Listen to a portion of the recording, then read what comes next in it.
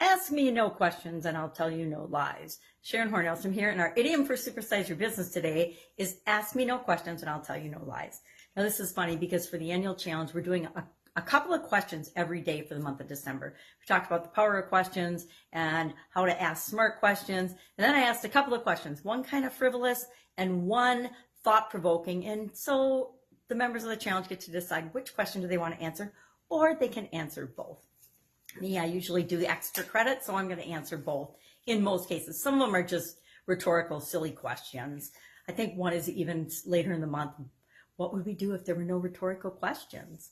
So today, ask me no questions, I'll tell you no lies. Really, does anybody think that this would work to supersize and grow your business? I don't think so. This is an idiom that is attributed to the playwright Oliver Goldsmith in his play, She Stoops to Conquer in 1773. So it's been around for a really long time. It basically means it's an expression, it's a warning that one is unable or unwilling to answer questions. So if you put out that message from your business perspective, hey, don't ask me any questions, especially those you don't want to know the answers to. It's a lot like, it's also a proverb, and it means that if you don't go looking for the truth, which a lot of people aren't looking for the truth these days, then we won't have to be dishonest in our answers to you. We won't have to be dishonest in order to cover up what's really going on. It's kind of like watching the media these days, right? You're not sure what you're getting, if it's the truth or propaganda. And in America, where we have free speech, that's really, really sad.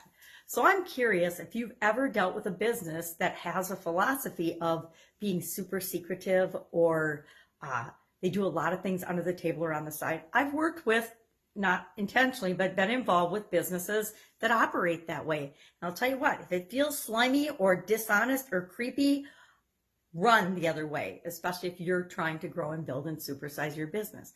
I say a lot that we need to listen to our head, our heart, and our intuition when we're making decisions and choices. And that involves every person and every organization we do business with.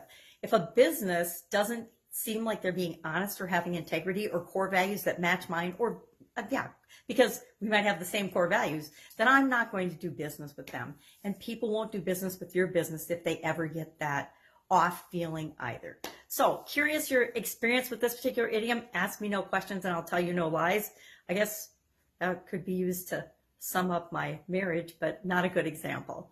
All right, have an awesome day. If I can help you anyway, ask. Otherwise, I will be with you tomorrow with another probably questioning idiom for the rest of December. Have a great day.